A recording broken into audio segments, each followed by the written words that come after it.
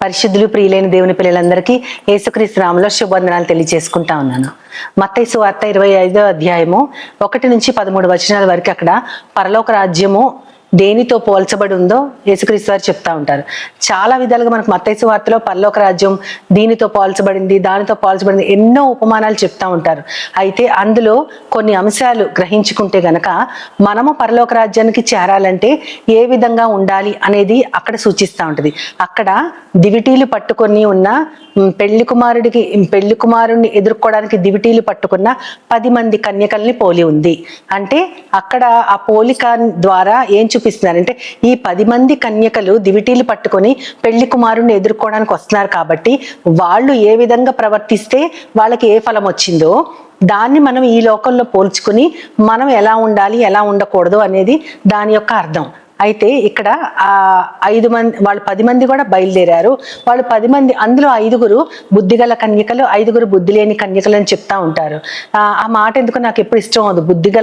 బుద్ధిగల అంటే బాగుంటుంది, కానీ బుద్ధి లేని కన్యకలు అంటే వినడానికి బాగోదు. అందుకని నేను ఏమనుకుంటానంటే వివేచన జ్ఞానము లేకపోతే వారు సరిగ్గా బేరీజ్ వేసుకోలేకపోయారు, ఏం చేయాలి అని నాకు అనిపిస్తూ ఉంటుంది. అయితే వీరు బుద్ధిగల కన్యకలు వాళ్ళు దివిటీలతో పాటు సిద్ధలలో నూనె కూడా తెచ్చుకున్నారు. అంటే ఎక్స్ట్రా ఆయిల్, దివిటీ వెలగాలంటే నూనె కావాలి, అది కాకుండా సిద్ధలలో నూనె కూడా తెచ్చుకున్నారు. బుద్ధి లేని కన్యకలు దివిటీలు మాత్రమే తెచ్చుకున్నారు కానీ నూనె వారితో తెచ్చుకోలేదు అని అక్కడ రాయబడి ఉంటుంది. అయితే పెళ్లి కుమారుడు రావడం ఆలస్యమైంది కాబట్టి వాళ్ళందరూ కూడా కునికి నిద్రిస్తూ ఉంటారు. ఈ లోపల పెళ్లి కుమారుడు వస్తున్నాడన్న కేక వినపడగానే అందరూ లేచి తమ దివిటీలని చక్కపరుచుకోవటం మొదలు పెడతారు. అయితే వాళ్ళు 5గురు బుద్ధిగల కన్యకలకి వాళ్ళకి నూనె ఉంటుంది కాబట్టి వాళ్ళ దివిటీలు బాగానే ఉంటాయి. మిగతా 5గురు బుద్ధి లేని వారు ఏమంటారంటే మాకు ఉన్న ఈ నూనె సరిపోవట్లేదు, మీ దగ్గర ఉన్నది మాకు కొంచెం ఇస్తారా అని అడుగుతారు. అయితే వాళ్ళు ఏమంటారంటే 5గురు ఏమంటారంటే మా దగ్గర ఉన్న నూనె మాకు మీకు కూడా సరిపోదేమో, మీరు వెళ్ళి అమ్మువాని దగ్గర కొనుక్కోండి అంటారు. వాళ్ళు సరే అని వెళ్ళి అమ్మే అతని దగ్గర కొనుక్కుంటుంటే ఈలో పెళ్లి కుమారుడు వస్తారు. సిద్ధపడి ఉన్నవారు ఆయనతో పాటు లోపలికి వెళ్ళిపోతారు. వాళ్ళందరూ పెళ్లి విందుకు వెళ్తారు అని ఉంటుంది. ఆ తర్వాత మిగిలిన 5గురు మంది వచ్చి తలుపు కొడుతూ మమ్మల్ని కూడా లోపలికి రానివ్వండి అని అడుగుతారు. అయ్యా మమ్మల్ని కూడా లోపలికి రానివ్వండి అని అడిగితే మీరు పెళ్లి కుమారుడు చెప్తారు, మీరెవరో నాకు తెలియదు, వెళ్ళిపోండి అంటారు. కాబట్టి అక్కడ ఏమని ఉంటుందంటే ఆఖరి వచనము ఆలస్యము అని అనుకోకుండా వారు ఆలస్యం జరిగిందని వాళ్ళు చేశారు కాబట్టి అలాగా మెలకువగా ఉండండి. ఏ విధంగా ఏ టైంలో వచ్చినా సరే, పెళ్లి కుమారుడు ఏ సమయంలో వచ్చినా సరే, ఆలస్యంగా వచ్చినా సరే మెలకుగా ఉండాలి అని అక్కడ ఉంటుంది. ఆ ఆఖరి వచనం అంటే అక్కడ మెలకువగా ఉండటం అనే దాంతో 15వ వచనం ముగుస్తుంది. అంటే ఇక్కడ ఏంటంటే మెలకువగా ఉండాలి. ఏ సమయంలో వస్తారో తెలియదు కాబట్టి మనకున్నటువంటి ప్రమిదల్లో నూనె కాకుండా ఎక్స్ట్రా నూనెతో పాటు మనం రెడీగా ఉంటే ఏ సమయంలో వచ్చినా మన పెళ్లి కుమారుడితో పాటు లోపలికి వెళ్ళిపోతాం. ఒక్కసారి మూసిన తలుపు మరలా తెరవబడదు. అలా ఉంటది పరలోక రాజ్యం. సిద్ధపాటు లేనటువంటి జీవితం, మెలకువ లేనటువంటి జీవితం, అలర్ట్నెస్ ఇస్ వెరీ ఇంపార్టెంట్ అని అక్కడ ఆ పాఠం మనం నేర్చుకోవచ్చు. మనం తెస్సలోనికైలకు పౌలు గారు రాసిన మొదటి పత్రిక 5వ అధ్యాయము 1 నుంచి 11 వచనాలు ఇక్కడ ఇంకో విధంగా ఉంటుంది. దీనికి దానికి చాలా చక్కటి కంపారిజన్ ఇచ్చారు. 1 నుంచి 11 వచనాలు అక్కడ ఏమని ఉంటుందంటే ఆ కాలాల గురించి, అంటే యేసుక్రీస్తు ప్రభు దినం గురించి, ఆయన రాకడ గురించి ఆ కాలాలు సమయాలు మీకు రాయనక్కర్లేదు అని మొదలు పెడతారు. రాయనక్కర్లేదంటే ప్రత్యేకంగా చెప్పక్కర్లేదు. ఆ సమయము ప్రభు సమయము రాత్రిపూట, రాత్రి వేళ దొంగ వచ్చేటట్లుగా ఉంటది. అంటే దేవుడు యేసుక్రీస్తు వారు ఎప్పుడు వస్తారు అని చెప్పబడతా ఉంది. అక్కడ ఎలా వస్తుందంటే ఆ కాలం సమయం మీకు నేను ప్రత్యేకంగా చెప్పక్కర్లేదు, ఎందుకంటే అది రాత్రి వేళ దొంగ ఎలా వస్తారో ఆ సమయం కూడా అలాగే ఉంటుంది. కానీ లోకులు ఏం చెప్తా ఉంటారంటే ఏమీ భయమక్కర్లేదు, తొందరపడక్కర్లేదు, అది ఇప్పుడే రాదు అని చెప్తా ఉన్నప్పుడు ఏమని ఉంటుందంటే గర్భిణీ స్త్రీ ఏ విధంగా ప్రసవ వేదన పడుతుందో అలాగే ఆకస్మికంగా, అంటే ఒక ప్రెగ్నెంట్ ఉమెన్కి ఎప్పుడు డెలివరీ అవుతుందో, ఎప్పుడు పెయిన్ స్టార్ట్ అవుతుందో తనకు కూడా తెలియదు. ఎప్పుడైనా సరే రెడీగా ఉంటారు ఇంట్లో వాళ్ళందరూ. అలాగే ఆ దినము ఆకస్మికంగా వచ్చి వారికి నాశనము తటస్థించును అని ఉంటుంది. అంటే లోకులు భయమక్కర్లేదు, ఇప్పుడే రాదు అని కాలయాపన చేసే వాళ్ళకి ప్రభు దినము ఆకస్మికంగా వస్తే వాళ్ళందరూ నాశనం అయిపోతా ఉంటారని. దాని తర్వాత వచ్చిన చాలా అద్భుతంగా ఉంటది.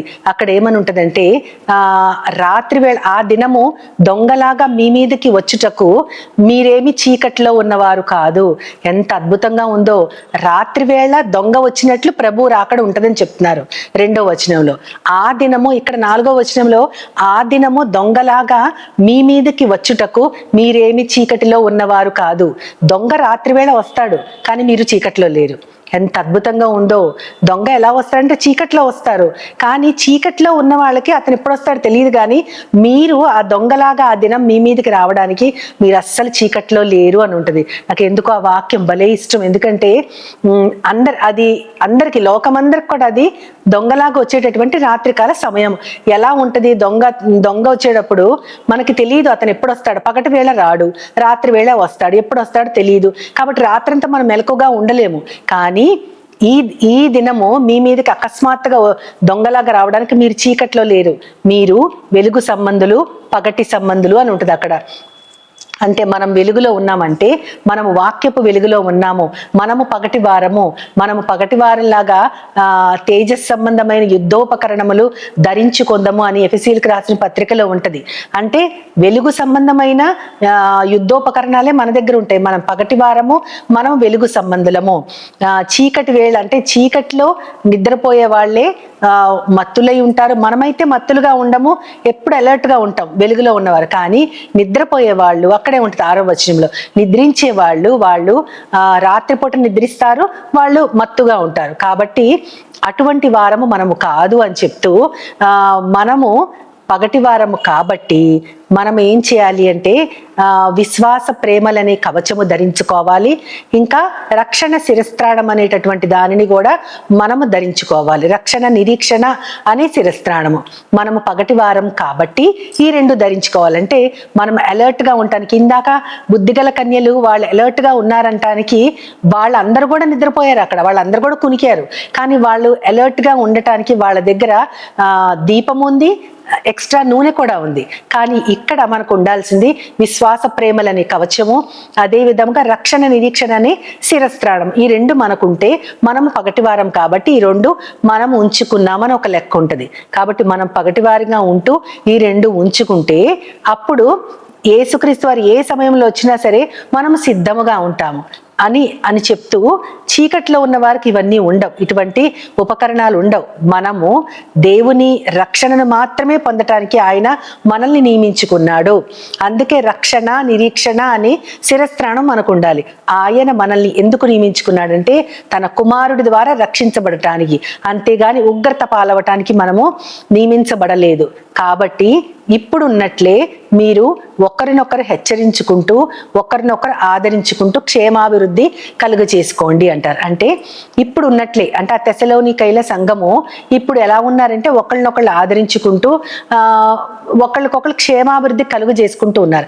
అలా ఉండండి. ఇందాక అంటే నాకు అనిపిస్తుంది, ఇదివరకు చాలా చిన్నతనంలో నేనేమనుకునేదాన్ని అంటే పాపం వీళ్ళు ఎక్స్ట్రా నూనె తెచ్చుకోవచ్చు కదా, ఈ బుద్ధిగల కన్యకలు వాళ్ళకు కూడా కొంచెం పోసేవాళ్ళు కదా అనుకునేదాన్ని. అంటే దేవుని యొక్క ఆత్మీయ అర్థం తెలియనప్పుడు అలా అనుకునేదాన్ని వాళ్ళ మీద జాలితో. కానీ ఇక్కడ ఏంటంటే మనకి ఇక్కడ చెప్పిన దానిలో ఆఖరి వచనం 11వ వచనంలో ఏమని ఉంటుంది అంటే ఇప్పుడున్నట్లే మీరు ఒకరినొకరు ఆదరించుకుంటూ క్షేమాభివృద్ధి కలిగి చేసుకోండి. ఒకళ్ళనొకళ్ళు ఆదరించుకోవటం అంటే ఇందాక నేను చెప్పాను కదా, బుద్ధిగల కన్యకలు ఇంకా ఎక్స్ట్రా నూనె తేవచ్చని. ఏమో అట్లా అదే ఆదరణ ఏమో ఒకళ్ళనొకళ్ళు ఆదరించుకోవాలంటే ఇతరుల కోసం కూడా మనం వాళ్ళ ఆదరణ కోసం వాళ్ళు కూడా మనలాగే రక్షించబడ్డారు, కానీ వారు ఎక్కడో తొట్టుపడుతున్నారు కాబట్టి వాళ్ళు కూడా మనలాగే క్షేమాభివృద్ధి కలిగించుకోవాలి. అంటే ఒకరికొకరం ఆదరణ కలిగించుకోవాలి. అటువంటి పరిస్థితికి కూడా మనం సిద్ధపడి ఉండాలి. మన పగటి వారము విశ్వాస ప్రేమ కవచము ధరించుకోవటం, రక్షణ నిరీక్షణ శిరస్త్రాణం ధరించుకోవడమే కాకుండా మన తోటి వారి పట్ల కూడా ఆదరణ కలిగి వారు కూడా క్షేమాభివృద్ధి కలిగి ఉండాలని ఒకరినొకరు హెచ్చరించుకుంటూ ఉండాలి. ఎందుకంటే మనము దేవుని దినము వచ్చినప్పుడు మనకి తెలియకుండా ఉండటానికి చీకట్లో మనం లేము. మనం ఉన్నది వాక్యపు వెలుగులో, మనం ఉన్నది యేసుక్రీస్తు మార్గములో, మనం ఉన్నది సత్యవంతుడు జీవము కలిగినటువంటి ఏకైక దేవుడు అయిన యేసుక్రీస్తు వారి విధానంలో మనం ఉన్నాం. కాబట్టి అదే వెలుగు. తన కుమారుని వెలుగులో నడిచేవారు అన్యోన్య సహవాసము కలవారై ఉంటారని యోహాను పత్రికలో ఉంటది. అన్యోన్య సహవాసము కలవారై ఆయనతో పాటు మనము కూడా వెలుగులో నడిస్తే అప్పుడు దేవుడు తన కుమారుని యొక్క పవిత్ర రక్తముతో మనలో ఉన్న ప్రతి పాపాన్ని శుద్ధీకరిస్తారు. ఫస్ట్ వాక్ స్టార్ట్ అవ్వాలి. ఎవరితో అంటే దేవునితో. ఆయనతో పాటు వెలుగులో మనం నడిస్తే ఒకరితో ఒకరము మంచి మామూలు సహవాసం కాదు, అది అన్యోన్య సహవాసము, ప్రేమతో కలిగిన సహవాసంలో ఉంటాం. అప్పుడు దేవుడు గమనిస్తారు, వీళ్ళు కూడా దేవుని యొక్క వెలుగులో నడుస్తున్నారు, నాతో పాటు సహవసించడానికి ఇష్టపడుతున్నారని ఆయన గమనించి తన కుమారుని యొక్క రక్తములో మనల్ని, మన సమస్త పాపాలని కల్మషాల్ని కడిగివేస్తూ ఆయనతో పాటు జీవించడానికి తన కుమారుని పోలికలోకి మనల్ని కూడా చెక్కుకుంటారు. కాబట్టి మనము పగటిలో ఉన్నాము, వెలుగు సంబంధులం కాబట్టి ఒకరినొకరం హెచ్చరించుకుంటూ నూనె అనేది వాక్యానికి లేదా పరిశుద్ధాత్మకి సాదృశ్యం కాబట్టి దానిలో లోటు లేకుండా వాక్యంలో వేరుపారిన వారమై దేవుని యొక్క ఆత్మతో నడిపింపబడుతూ ఒకరికొకరం క్షేమాభివృద్ధి కలుగు చేసుకుంటూ ఉందాము. ఆ విధమైనటువంటి నడిపింపు మనందరికీ దేవుడు కలుగజేయగలుగులాగున చిన్న ప్రార్థనా సహాయం దేవునిని కోరుకుందాం. ప్రేమ నమ్మకం గల నా ప్రియ పరలోకపు తండ్రి, మేము ఒకరితో ఒకరము ఆదరము కలిగి క్షేమాభివృద్ధి కలిగి చేసుకోవాలంటే మేమందరం కూడా వెలుగు సంబంధమే తండ్రి. ఎందుకంటే నీ యొక్క రక్షణ మమ్మల్ని రక్షించడానికి మాత్రమే నువ్వు నియమించుకున్నావు, కానీ మమ్మల్ని ఉగ్రత పాలు చేయడానికి కాదు ప్రభా. కాబట్టి మేము వెలుగు సంబంధం అని మేము గుర్తుంచుకొని నూనె దేనికి సాదృశ్యమో గ్రహించుకొని ఆ పరిశుద్ధాత్మలో ఆ యొక్క వాక్యములో పాదుకొని ఆత్మచేత నడిపించబడుతూ నిన్ను చేరుకోగలిగేలాగా మేమందరం కూడా మమ్మల్ని అందరిని కూడా నీ చేతులకు అప్పచెప్పుకుంటూ నీ ప్రియ కుమారుడు నా ప్రియ ప్రభువైన యేసుక్రీస్తు వారి ద్వారా కోరి ప్రార్థిస్తున్నాను పరమ తండ్రి. ఆమేన్, ఆమేన్, ఆమేన్. వందనాలు. As Jesus now, He's always near, with open arms, He's always